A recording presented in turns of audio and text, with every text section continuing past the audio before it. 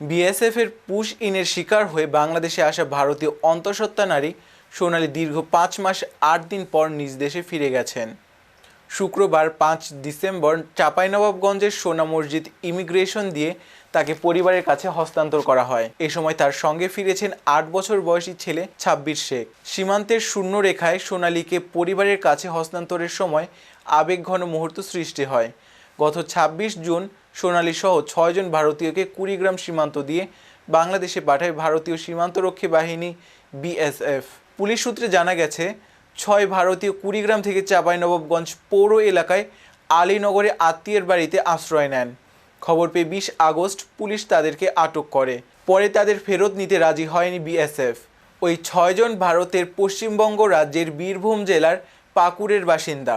তারা হলেন দানি শেখ, তার স্ত্রী সোনালী বিবি, সুইটি বিবি, মোহাম্মদ কুরবান দেওয়ান, সোনালী বিবির সন্তান সাব্বির শেখ ও সুইটি বিবির সন্তান ইমাম দেওয়ান।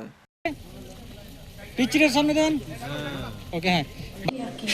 মমতা ব্যানার্জিকে ধন্যবাদ, আর অভিষেক ব্যানার্জিকে ধন্যবাদ, আর সামিরুল ইসলামকে ধন্যবাদ। ওদের জন্য আমরা বেরোতে পারলাম। তো আর আমাদের দিকে আপনারা কত সরকারের যে আমরা জেলখানায় ছিলাম তো আমরা কোনো সমস্যা নেই, ওরাকেও ধন্যবাদ। আমরা ছিলাম, ভালোই ছিলাম, আপনার খেয়েছিলাম। উল্লেখ্য, গত 25 জুন 2025 তারিখে ভারতীয় সীমান্তরক্ষী বাহিনী বিএসএফ কুড়িগ্রাম সীমান্ত দিয়ে 6 জন ভারতীয় নাগরিককে জোরপূর্বক বাংলাদেশে পুশিং করে।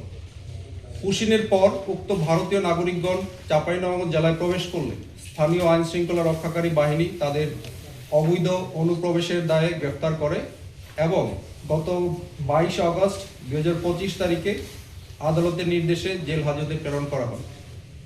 আটককৃত ব্যক্তির মধ্যে 35 সপ্তাহে অন্তঃসত্ত্বা ভারতীয় নারী সোনালী খাতুন ছিলেন এবং তার 2 জন নাবালক শিশু ছিল। মানবিক বিবেচনায় আদালত 2 ডিসেম্বর 2025 তারিখে তাদেরকে স্থানীয় জিম্মায় প্রদান করে এবং কূটনৈতিক তৎপরতার মাধ্যমে দেশে ফেরত পাঠানোর নির্দেশ প্রদান করে। অন্তঃসত্ত্বা নারী ওই 2 শিশুকে পুশিং করায় সৃষ্ট মানবিক ঝুঁকি এবং আন্তর্জাতিক মানবাধিকার লঙ্ঘনের বিষয়টি নজরে রেখে স্বরাষ্ট্র মন্ত্রণালয় ও বিজিবি সদর দপ্তর কূটনৈতিক পর্যায়ে নিবিড় যোগাযোগ স্থাপন করে উভয় দেশের সম্মতিতে ভারতের নাগরিকদের নিজ দেশে ফেরত পাঠানোর সিদ্ধান্ত গৃহীত হয়। এরই ধারাবাহিকতায় আজ তাদেরকে সসম্মানে নিজ দেশে ফেরত পাঠানো হলো। হস্তান্তর শেষে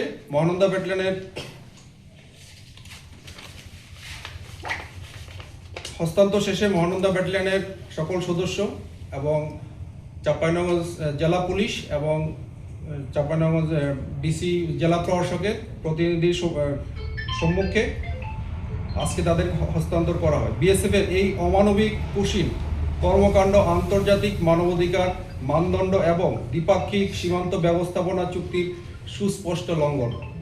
পুশিংয়ের এই কর্মকাণ্ড দীর্ঘদিন ধরে সীমান্ত এলাকায় মানবিক সংকটের সৃষ্টি করেছে এবং উভয় দেশের সৌহার্দ্যপূর্ণ সীমান্ত ব্যবস্থাপনার পথে প্রতিবন্ধকতা হিসেবে চিহ্নিত হচ্ছে।